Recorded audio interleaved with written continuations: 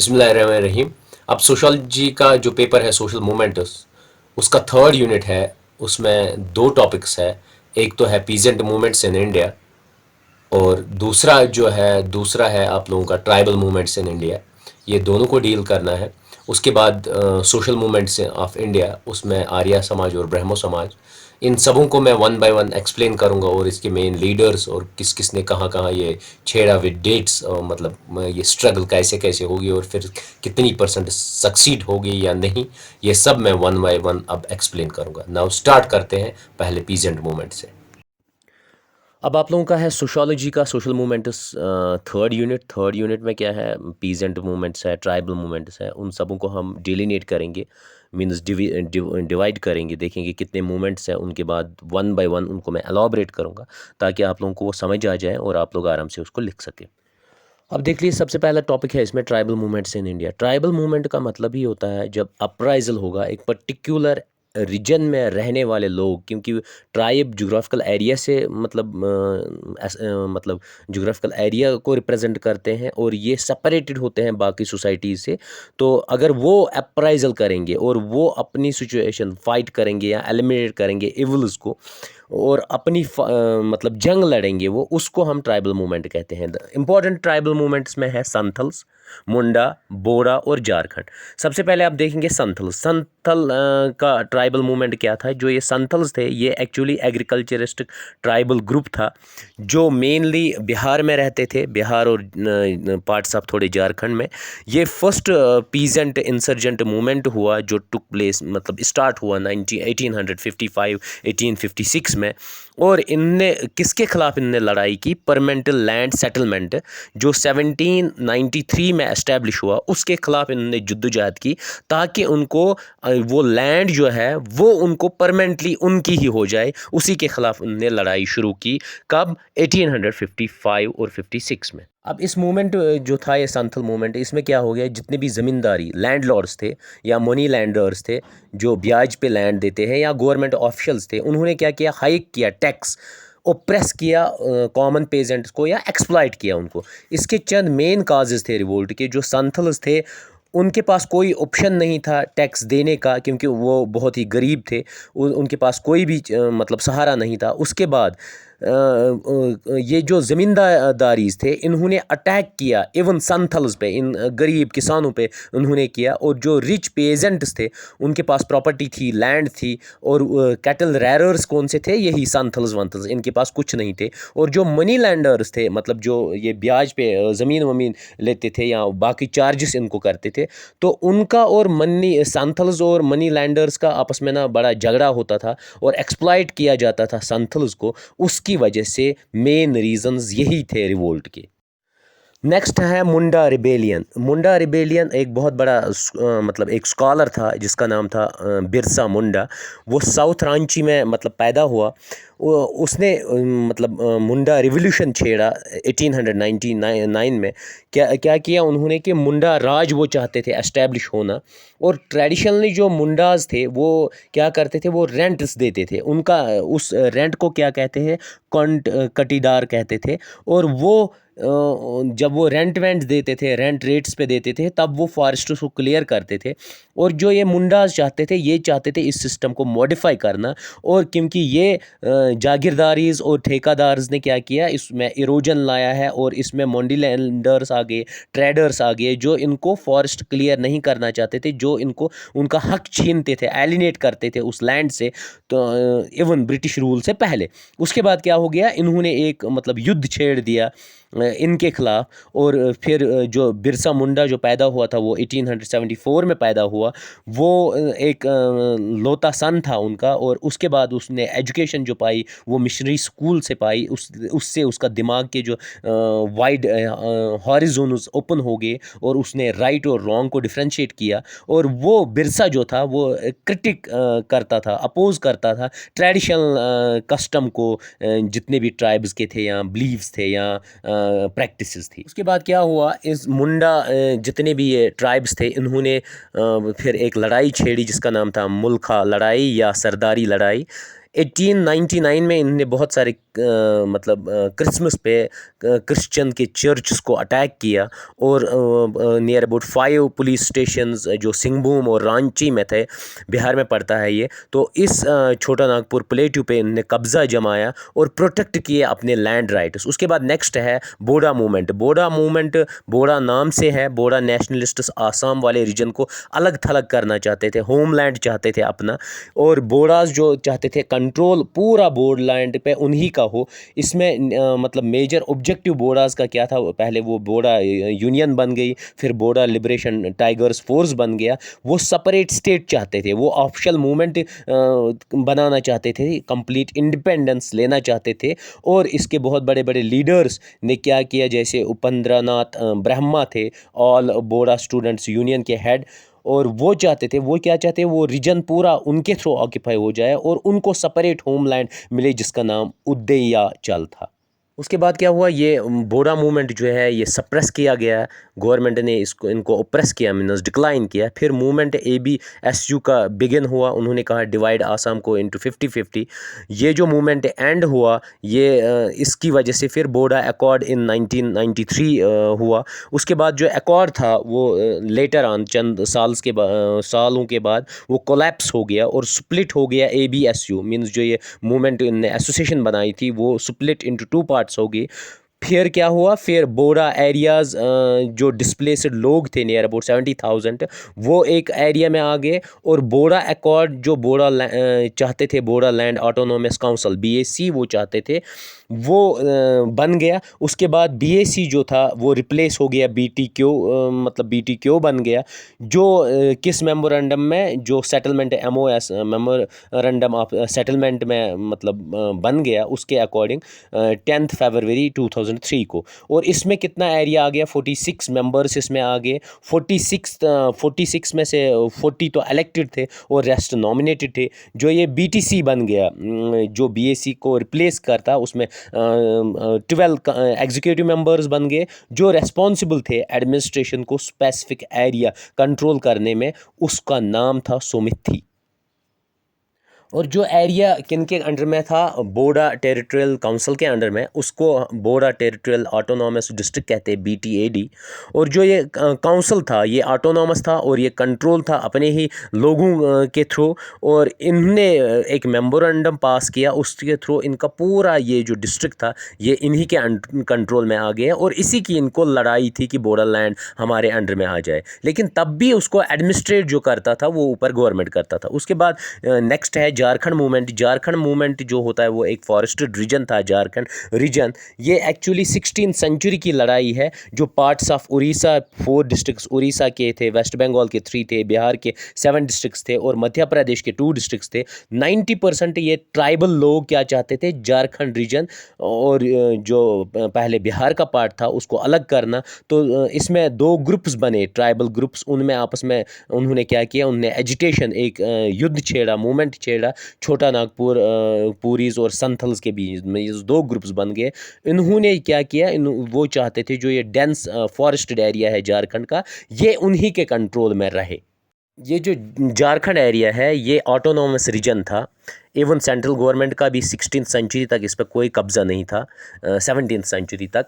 और क्योंकि ये जंगल था, इस पर कब्ज़ा कोई नहीं कर पाता था। और 18th सेंचुरी में क्या हो गया, ट्राइबल्स ने रिबेलियनिज्म मीन्स उन्होंने जद्दोजहद स्टार्ट की कि उसको दोबारा अलग मतलब मान्यता दी जाए। उसके बाद उन्होंने उसमें देखा कि उसमें मेजर चेंजेस भी आ गए। क्यों? क्योंकि क्रिश्चियन मिशनरीज़ जो थे उन्होंने अपना मिशन वहाँ पर फैलाया 1845 में। और उसके बाद क्या हो गया कि फिर ये झारखंड मूवमेंट एक्टिव और हो गया और ट्राइबल्स ने बहुत सारी प्रॉब्लम्स भी फेस की, क्योंकि वहाँ पर मिनरल बेल्ट था, वो ज़्यादा मिनरल्स थे, तो गवर्नमेंट चाहता था वो अपने कब्ज़े में करना। जैसे कोयला था वहाँ पर, कोल माइनस स्टार्ट हो गई वहाँ 1856 से।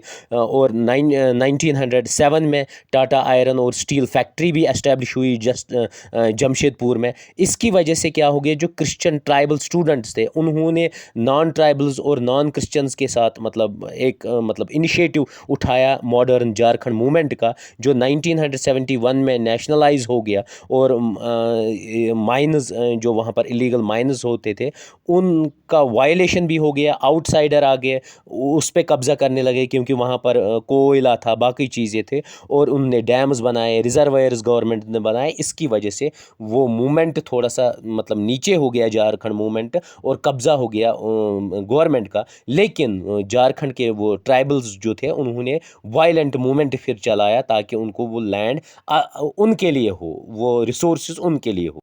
अब नेक्स्ट है peasant movements in India. Peasant का मतलब होता है किसान। किसानों ने कौन कौन सा आंदोलन छेड़ा?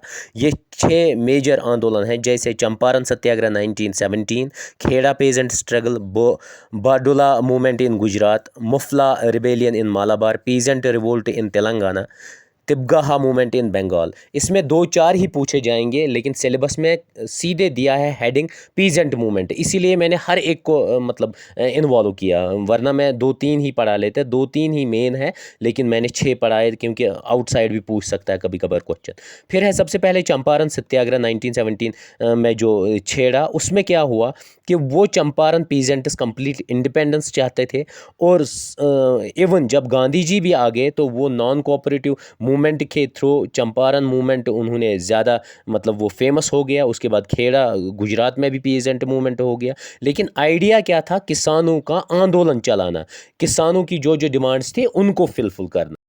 इस मूवमेंट का चंपारण में जो ये मूवमेंट हुआ, असल में क्या करते थे अंग्रेज़ लोग, यूरोपियन प्लांटर्स क्या कहते थे? वो कहते थे इंडिजिनस कल्टीवेशन आप करोगे, वही प्लांट रबर प्लांट कल्टीवेट करोगे जिससे उनको फ़ायदा हो जाए। और हिंदुस्तान के वो किसान जो थे वो नहीं चाहते थे वो वाला प्लांट कल्टीवेट करना, क्योंकि उनमें से उनको घाटा होता था। घाटा क्यों होता था? कि वो अपनी खेती नहीं कर पाते थे, अपने लिए अनाज नहीं बना पाते थे, इसलिए वो रिवोल्यूशन उन्होंने मतलब छेड़ा।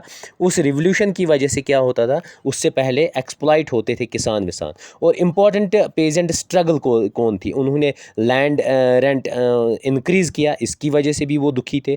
पेजेंट्स जो थे वो कंपेल किए गए कि जो यूरोपियन कहेंगे वही उगाना है आप लोगों को, इनको अपनी फ्रीडम नहीं था। उसके बाद इनको पीजेंट्स को फोर्स किया जाता है था कि आप पार्ट ऑफ लैंड में वो क्रॉप्स कल्टिवेट करो, और अपनी मर्ज़ी के मुताबिक नहीं, लेकिन जो लैंडलॉर्ड्स की मर्ज़ी के मुताबिक। देख लीजिए दूसरा मूवमेंट है खेड़ा पेजेंट मूवमेंट। खेड़ा जो है ये पाटीदार जो थे गुजरात में, उनका मूवमेंट था। पाटीदार जो थे बहुत वेल एजुकेटेड लोग थे, तो खेड़ा उस रीजन का सेंट्रल पार्ट था, और वो फर्टाइल लैंड है जहाँ पर टैबैको और कॉटन क्रॉप पाया जाता है। अब इनने रिवोल्ट क्यों किया?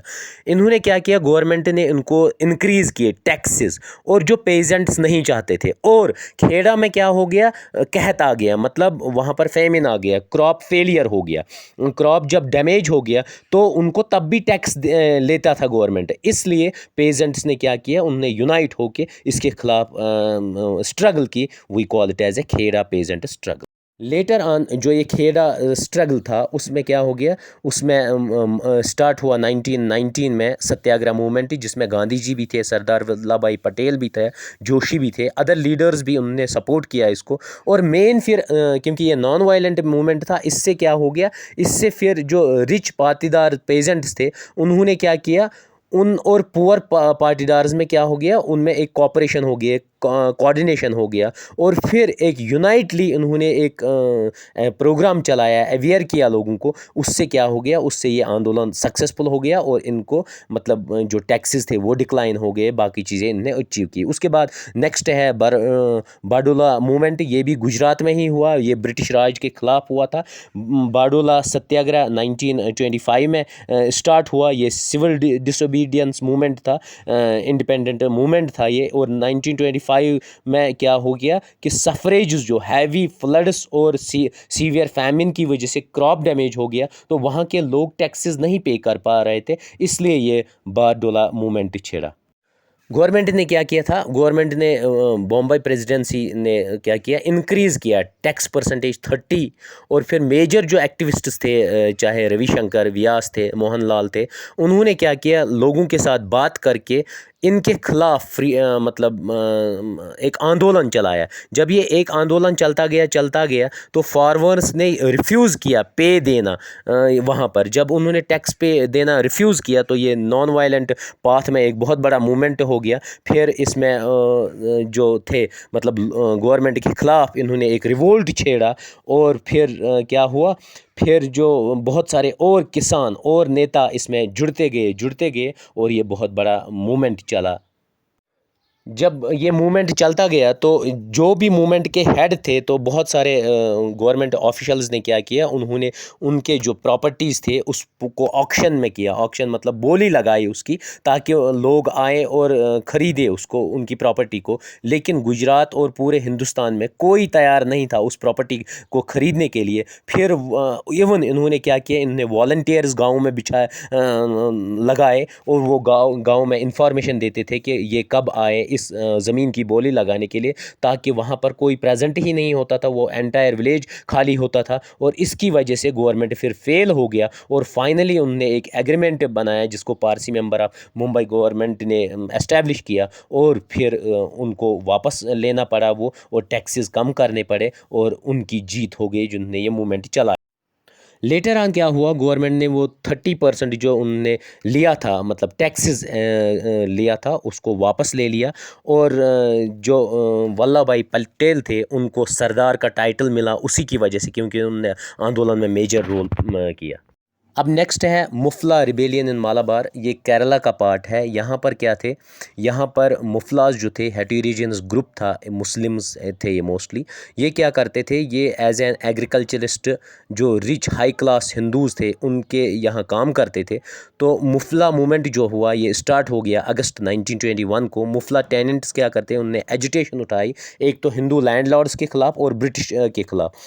इनकी चंद ग्रीवियंस थी regarding security, regarding high renters, regarding fee पे एक्स्ट्रा इनको चार्ज करना पड़ता था। और उसमें मेन जो काज थे मुफला मूवमेंट के, उनकी एजिटेशन इस पे थी कि स्ट्रगल हिंदू लैंडलॉर्ड्स के ख़िलाफ़ थी, जिसको वो नाम देते थे जिन्मास। और इसमें इन्होंने क्या किया, जितने भी हिंदू लैंडलॉर्ड्स थे उनने सप्रेस किया था इन मुस्लिम्स को, और इनको राइट्स छीने गए 1835 में।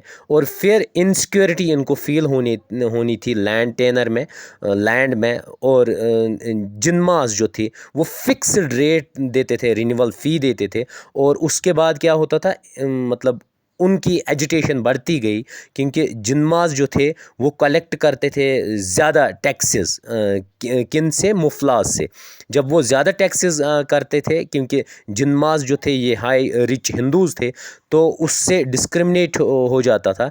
और मुफलियात से ज़्यादा जब वो ले लेते थे एज़ कम्पेयर टू बाकी लोगों से, तो एक वेरिएशन आ गई। यही मेन काज थे इस मूवमेंट के। इसके बाद नेक्स्ट है peasant revolt in Telangana. Telangana में ये जो हैदराबाद में रीजन है, नाज़िम्स ने ये एक रिवोल्ट उठाया, एजिटेशन उठाई थी, किसके ख़िलाफ़, फेडरल सिस्टम के ख़िलाफ़। वहाँ पर क्या रैयतवारी या जागीरदारी निज़ाम था जो JNK में भी था। ये पेजेंट्स क्या करते थे, जो बड़े बड़े पेजेंट्स थे या बड़े बड़े वो थे, वो छोटे छोटे किसानों को क्या करते थे, उनका मतलब हक छीनते थे। जागीरदारी निज़ाम में उन्हें हैवी टैक्सेस देना पड़ता था, और जो छोटे छोटे किसान थे उनको हैवी टैक्सेस देना पड़ता था गवर्नमेंट के टूवर्ड्स। तो इसी में एक एजिटेशन उड़ गई। और जो मतलब मेन क्रॉप्स थे वहाँ ये किसान उगाते थे, वो ग्राउंड नट था, टबैको था, कस्टर्ड था, तो ये कल्टीवेट करते थे। लेकिन वो अपनी मर्ज़ी से उनको थोपते थे, ये चीज़ें कल्टीवेट करो, ये चीज़ें कल्टीवेट करो। मेन काजेज़ फिर तेलंगाना मूवमेंट के क्या हुए, फर्स्ट जो जागीरदारी और देशमुख्स थे वो इंटरमीडिएट्स थे, वो टैक्स कलेक्ट करते थे, और फिर किसानों से, कल्टीवेटर्स से टैक्स कलेक्ट करते थे, गवर्नमेंट में देते थे। लेकिन वो पूरा टैक्स वहाँ टैक्स नहीं देते थे, लैंड टैक्स हो तो आधा खुद ही। मेन रीजंस क्या हो गए, पहले तो जितने भी कल्टीवेटर्स हैं उनको ओप्रेस किया गया, क्योंकि नाज़िम्स ने जितने भी इंटरमीडिएट्स लगाए थे जिनको जागीरदार्स और देशमुख्स कहते थे, वो एक्सप्लॉइट करते थे स्मॉल पेजेंट्स को। और देशमुख्स और जागीरदारिस का नाम वहाँ डोरा था। इसका मतलब होता है मास्टर ऑफ विलेज, जो मास्टर जिन्होंने मुखिया रखे थे गांव में, वो एक्सप्लॉइट करते थे। और जो ये स्लेवरी सिस्टम वहाँ, उसको बागीला कहते थे। और उसके बाद जो रेड्डीज़ थे, रेड्डी कास्ट और कामाज कास्ट, वो क्या चाहते थे, जो ट्रेडर्स और मनी लेंडर्स थे, वो चाहते थे जो डोमिनेशन ब्राह्मण्स का था वो एग्रीकल्चरिस्ट्स पे भी था, वो होना चाहिए। और उसके बाद जो लैंड एलिनेशन हो गई किसानों और लैंड के ज़रिए, वो इंक्रीज़ हो गई 1910 से लेके 1940 तक। Means the land and the labours working it, there was an alienation between the two. तो उसकी वजह से भी ये मतलब आंदोलन चला। अब है तिबगाहा मूवमेंट, ये बंगाल में हुआ। इसमें तिबगाहा किसको कहते हैं कि वर्ड है ये 3 मतलब शेयर, हार्वेस्ट में शेयर कितना होना चाहिए, 1/3 दिया जाता है जो कल्टिवेट करता था किसी की लैंड को, तो उसी को कहते हैं। लेकिन वो शेयर क्रॉपर्स क्या कहते थे कि हमें 50-50 होना चाहिए, हमें 1/3 नहीं होना चाहिए, 50-50 होना चाहिए, क्योंकि हम कमाते हैं। इसकी वजह से उन्होंने एक कन्फ्लिक्ट उठाया 1946-47 में। और उसके बाद क्या हो गया, नॉर्थ ईस्टर्न डिस्ट्रिक्ट बंगाल में ये कन्फ्लिक्ट चलता गया।